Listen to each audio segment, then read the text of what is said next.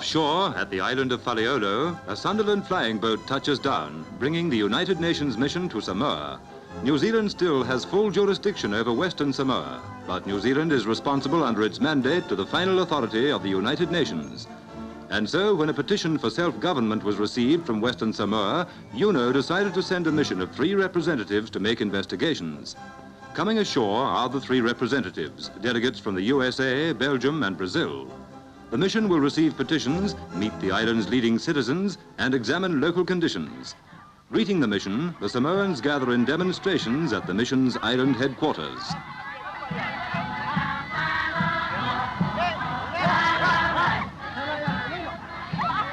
The Samoan people are recognizing the need for political independence, but there's no question of challenging the world authority of the United Nations.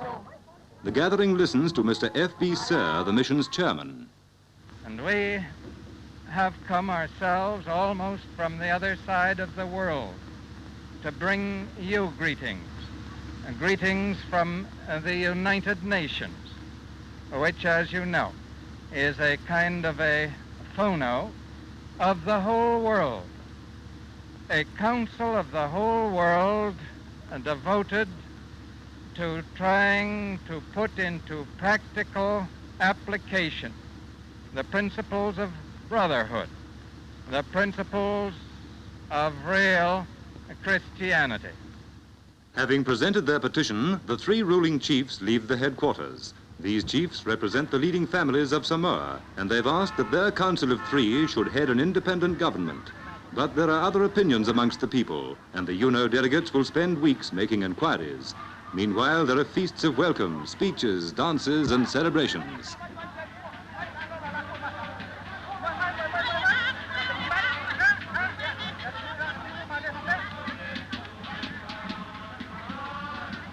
From the several villages of Samoa, the islanders come in processions to present their case for self-government.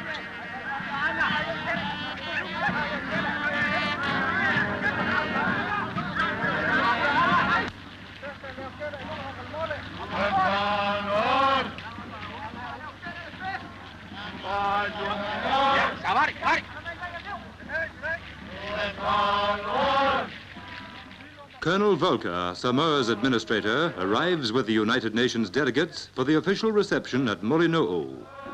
The welcome to the mission is warm and friendly. The United Nations will always have a warm spot in their hearts for the Samoan people.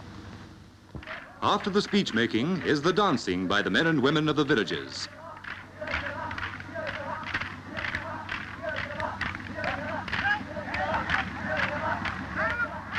The chants are traditional, but the meaning is friendly greetings.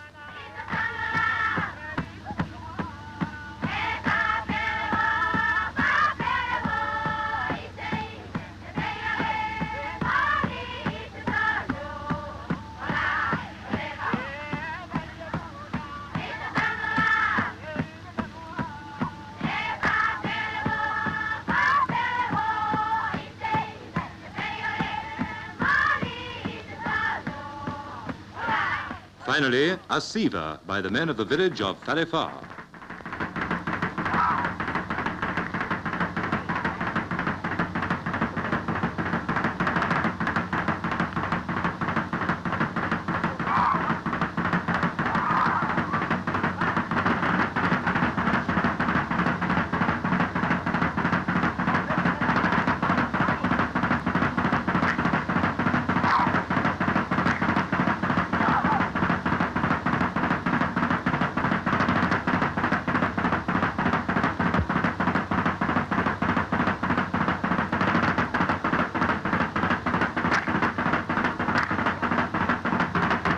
When the dances are over, the meetings and discussions will continue. New Zealand has placed the decision on independence in the hands of the United Nations. On the basis of the mission's report, the United Nations will make a decision in the best interests of the island people.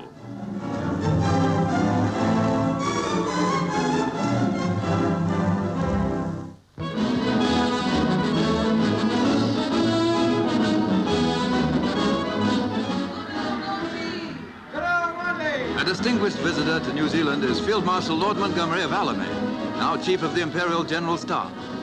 Here's the man who knocked Rommel for 6 out of Africa.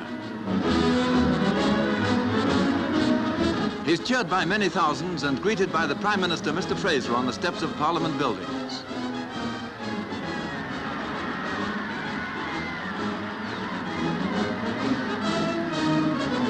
In the cities throughout the Dominion, Lord Montgomery has given a welcome usually reserved for royalty. The almost legendary figure of Monty with the famous blackberry and badges now becomes a reality to young and old.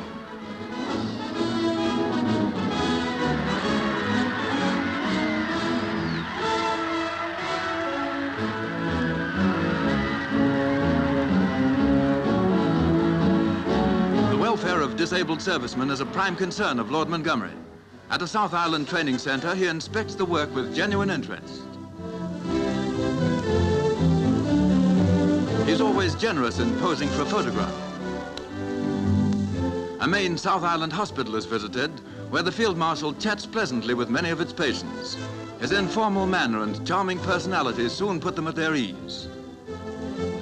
All along the party's route, little groups of country people gather to see the Field Marshal as he passes. Some of them come considerable distances, from backcountry farms.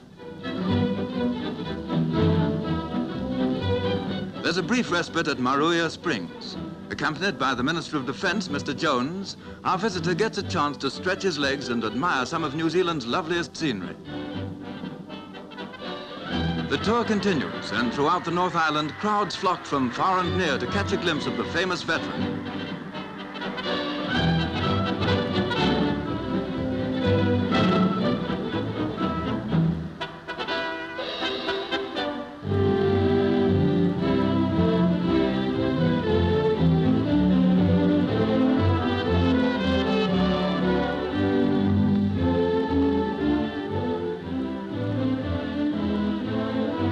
Montgomery is given a memorable welcome by the Maori people, who have come to honor his leadership and pronounce him a rangatira.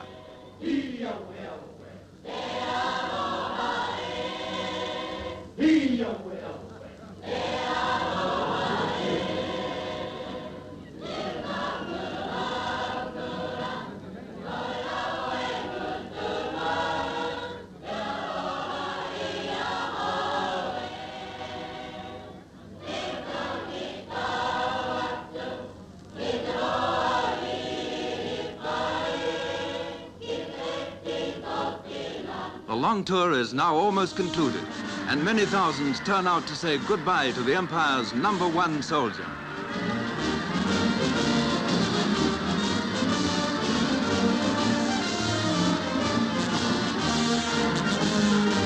Good luck, Monty.